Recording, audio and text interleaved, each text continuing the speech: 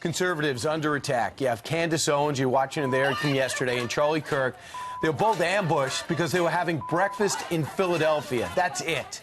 Candace Owens, Communications Director of Turning Point USA, and Charlie Kirk, Founder and President of Turning Point USA, to tell us about what happened yesterday about this time at a restaurant in City Center, Philly, called Green Eggs Cafe. So you're there because you're going to have a meeting together to talk to your graphics team and whatnot, and you live in Philly, and then one of you realized, hey, look over there, somebody's wearing Antifa gear. Mm-hmm.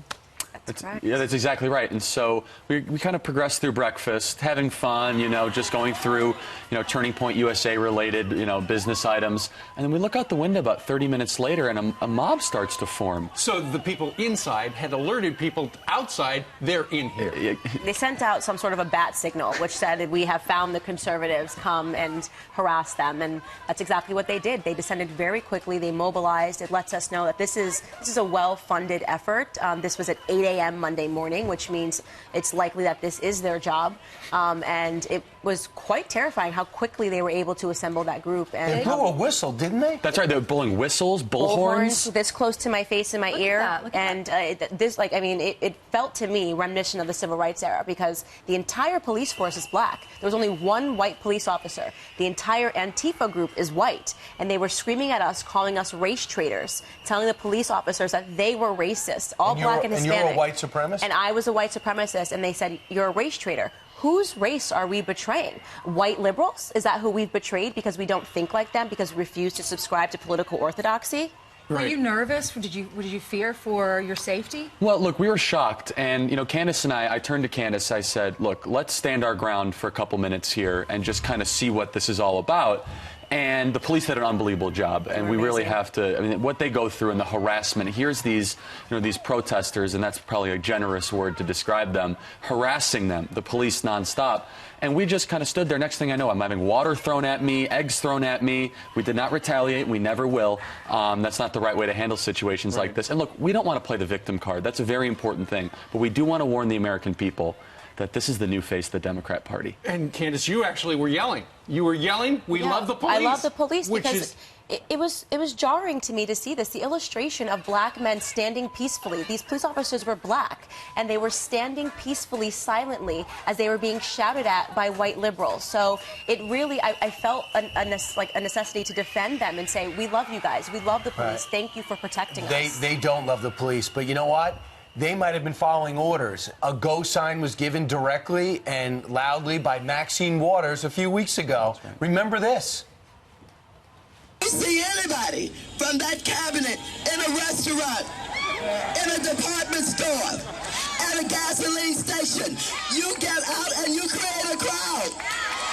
And you push back on them. And you tell them they're not welcome. That we were fashion. And they're doing what she said, am I right? They're following orders. Exactly what she said. And look, they want us to apologize or back away from our support of the president.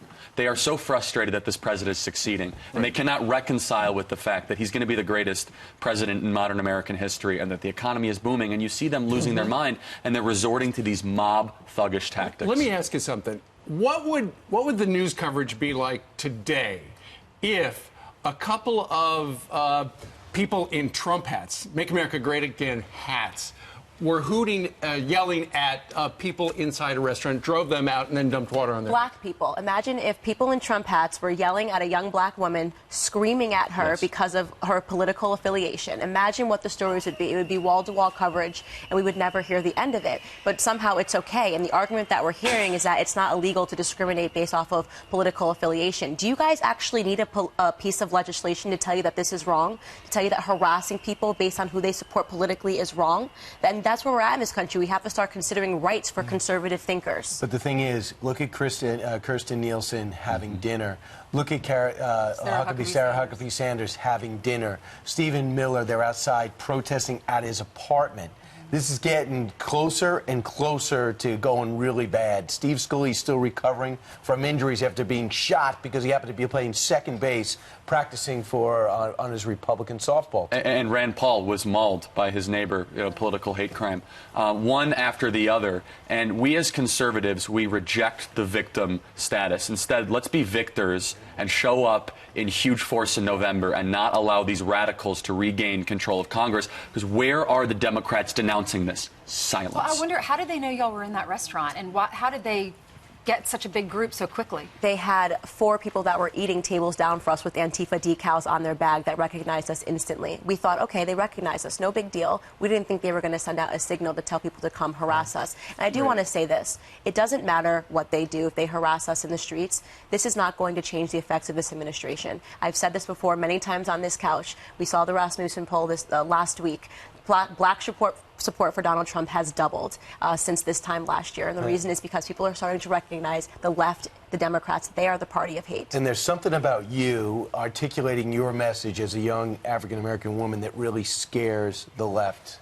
I've been tremendously effective. I've been showing the truth. I've been telling the truth. I've been telling them about real black history and showing that it was never the Republicans that were racist in this country. It was always the Democrats. The Democrats were behind the terrorism and the KKK. The Democrats are behind Antifa and the terrorism that is happening today. It's a shame that y'all can't have breakfast in peace, so y'all stay safe. Have you thought about security now? Yes. Yeah, that's something we're obviously looking very close at. And it's a sad day in America that 2 20-somethings can't eat quietly at a cafe and we're harassed for our support of the president and conservative values. But we're not going to back down. We're just getting started. Can't have a plate of eggs and toast. That is a searing indictment of the political atmosphere right now. Charlie and Candace, thank you very much for joining us. Thank you. Telling us your Thank you, story. guys.